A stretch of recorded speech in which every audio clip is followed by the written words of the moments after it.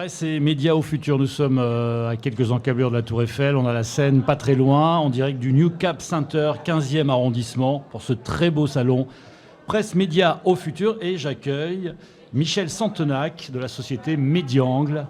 Tout à fait, bonjour. Bonjour, directeur général. Exact. Que fait votre société ? Alors là, ça va prendre un peu de temps à vous expliquer. Médiangle, c'est ce qu'on appelle un intégrateur. C'est-à-dire qu'en fait, nous avons des partenaires qui, eux, développent des logiciels. Ce qu'on appelle effectivement tout ce qui est, je dirais, logiciel autour des métiers sur lesquels on travaille, essentiellement la presse et on va dire le publishing. Okay. Et à partir de là, notre rôle à nous, c'est d'avoir suffisamment de connaissances, d'une part sur ces logiciels et sur le marché en tant que tel par rapport aux besoins que nos clients peuvent avoir, pour pouvoir d'une part préconiser la bonne chose, on va dire, et d'autre part, une fois que cela est fait, de pouvoir accompagner ces clients dans la mise en place, dans les paramétrages, parce qu'il y a toujours des paramétrages relativement complexes à effectuer, et dans la formation, c'est-à-dire le fait qu'ils puissent utiliser effectivement les plateformes ou les systèmes, peu importe comment on les appelle, que l'on met en place. Alors si on rentre dans le concret, vous créez des logiciels. C'est quel type de logiciel ? Quelle est leur fonction par rapport à l'univers des médias ? Voilà, il faut vraiment que ça parle à ceux qui nous regardent, alors, qui nous notre écoutent. marché, il est clair, et il est clair depuis le début de Médiangle. Médiangle, aujourd'hui, a 13 ans d'existence. Okay. Société française ? Française, totalement française. On le dit quand même, hein. On ne le dit pas assez souvent. Absolument, ça, société totalement française. On parle des Américains. Avec une culture totalement française. Et ben voilà c'est Vous existez depuis combien de temps ? Vous existez depuis combien de temps ? 13 ans. 13 ans en tant que Médiangle. Bon, après, on a eu, y compris les acteurs dans Médiangle, beaucoup d'actions sur le marché dont on parle. Et le marché dont on parle, et le marché que cible Médiangle, c'est essentiellement donc, ce qu'on appelle le publishing. Donc là, vous allez trouver des éditeurs de magazines, des éditeurs de presse, des éditeurs de livres. D'accord ? Donc c'est vraiment ce marché-là qui est notre marché de base, je dirais. Et pour ce marché de base, donc, on a un partenaire qui s'appelle Viun. Alors là, c'est pas français du tout. Ça s'écrit VJ2ON.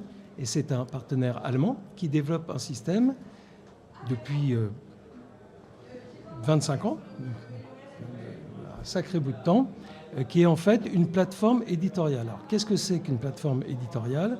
C'est en fait une grosse base de données, d'accord, dans laquelle on propose à tous les acteurs d'une rédaction, journalistes, maquettistes, infographistes, réviseurs, enfin j'en passe. Et l'archipel des médias. Exactement, de travailler dans la même plateforme. Donc de retrouver les mêmes documents, de pouvoir s'échanger des informations sur ces documents et d'être donc du coup efficace à ce niveau-là. Pour à la fin faire quoi ?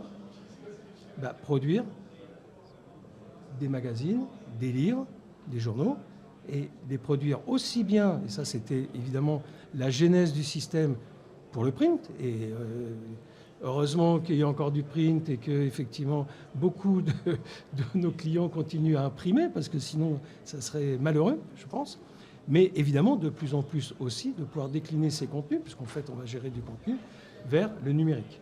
Donc le numérique, c'est quoi ? C'est les sites web, et c'est très souvent aussi des applications sur lesquelles, peut-être vous comme moi, le matin, on va regarder son journal parce qu'on n'a pas eu le temps d'aller passer pour l'acheter. On en est où, l'équilibre print premium, Alors, traditionnel, moi, très clairement, et puis le numérique, très clairement, ça donne quoi ? je pense qu'il y a eu un gros départ du numérique il y a 3-4 ans, et en plus avec, au niveau des éditeurs, l'envie absolue de passer là-dessus parce que c'était moins cher, parce que c'était, etc., etc. Ce qu'on se rend compte à l'arrivée quand même, c'est que là où nos clients éditeurs gagnent de l'argent, c'est quand même encore sur le print. Donc il y a une culture du print qui est bien ancrée. Et la partie, alors même si ça avait baissé, ça remonte un petit peu, la partie pub par exemple, rien à voir entre comment on peut gérer de la pub pour le print, notamment dans les magazines, imaginez tous les magazines de mode, machin, etc., que sur le numérique. Là, il n'y a strictement rien à voir. Pourquoi c'est si différent ? Alors c'est un peu technique, si on devait prendre un raccourci, pourquoi c'est si différent d'avoir de la pub sur du print et sur du digital? Parce qu'à la base, c'est le même message, Ça peut être le même message. une photo, un Ça peut PDF, être le même enfin, message. c'est quoi? Parce qu'il y a de l'image, de la vidéo, c'est peut-être ça, non? Un, ça peut être le même message. Deux, si les marketeurs, entre guillemets, sont intelligents, je pense qu'ils ont tout intérêt à faire des publicités pour le numérique un peu différentes de celles du print. Parce que dans le numérique, on peut aussi faire un peu de vidéo, on peut aussi faire des choses qui sont autres. La déclinaison est différente. D'accord. Par contre, le print, alors si je prends l'exemple précédent, notamment tout ce qui est magazine de mode, mais magazines féminins ou masculins d'ailleurs, peu importe, dans lesquels on va voir passer des marques, des grandes marques, passer de la publicité, d'accord. Ce qui reste encore le premium, entre guillemets, au niveau de la publicité, c'est la qualité et le fait de pouvoir revenir aisément sur une publicité imprimée, papier glacé, machin, etc., plutôt qu'un truc où on a vu, boum, il est parti, on ne sait pas où il est, on va le revoir peut-être après, etc. C'est le statut physique. Oui, et ça reste. Le print, encore une fois, moi chez moi en tout cas, j'ai un certain nombre de magazines, même si je ne lis pas toutes les 2 secondes, que je conserve. Les écrits et de temps restent. en temps, j'y vais. Les écrits restent. Exactement. Et quand je cherche un truc au niveau numérique, entre guillemets, bah ouais, ok, je vais pas aller chercher. Il faut que j'aille chercher sur Internet, que machin. Et voilà. Et je pense, très sincèrement, et j'espère, non seulement je pense, mais j'espère que le print va perdurer, va effectivement essayer d'avoir une qualité justement qui permet de se différencier de ce qu'on peut faire en termes de numérique. Et c'est tout l'intérêt qu'ils ont. Et si c'est le cas, tant mieux pour la profession, quoi.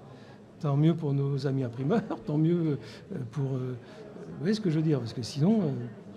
Donc ce sont vos projets pour la nouvelle année 2026 alors? Alors les projets pour la nouvelle année, je vais aller un peu à l'inverse. Mais enfin bref, ça marche quand même dans ce que je viens de dire. C'est effectivement de pouvoir produire des contenus imprimés et numériques, même contenu ou contenu assemblés différemment pour faire les deux. Okay. Par contre, aujourd'hui, nous, en tout cas, Mediangle, on se concentre sur les systèmes que l'on a déjà en vente au catalogue, hein, donc aussi bien Vune, dont je vous parlais, que des systèmes d'automatisation de process, etc., où on travaille là avec Enfocus. On se concentre aujourd'hui sur l'intérêt et la manière d'intégrer dans ces systèmes, alors là, ça va pas être un scoop pour vous, parce que je pense que tout le monde vous en a parlé ici, de l'IA. Oui, j'ai pas besoin de poser la question, c'est parfait. Super. Parce que c'est vrai, tout le monde en parle. Ouais. Tout le monde ne voit que par ça. Bon, est-ce qu'il y a un intérêt alors? Sans savoir ce que c'est. On va au sujet. Très souvent, sans savoir ce que c'est. Quel étage de la fusée, Okay. l'IA? Eh bien, l'IA, moi je vous dis une chose, c'est que aussi bien il y a des choses qui sont extrêmement intéressantes dans ce qu'on appelle l'IA, et pour moi l'IA c'est un mot. On faisait dans ce qu'on appelait avant des fonctionnalités qu'on embarquait dans des systèmes de correction de couleurs, etc., de l'IA. D'accord? C'était remplacer un spécialiste, par exemple, de la couleur, pour retoucher des images, par un logiciel qui savait le faire. C'est de l'IA. On n'appelait ça pas ça IA, on appelait ça autrement. Okay. Mais aujourd'hui, tout le monde en parle. Donc effectivement, il y a des intérêts sur un certain nombre d'IA sur le marché, où de toute façon, nous, comme nos clients, on ne pourra pas faire autrement que d'intégrer ça dans nos systèmes. D'accord ? Mais il faut les intégrer dans nos systèmes, parce qu'une fois qu'une IA vous a craché un résultat, vous en faites quoi ?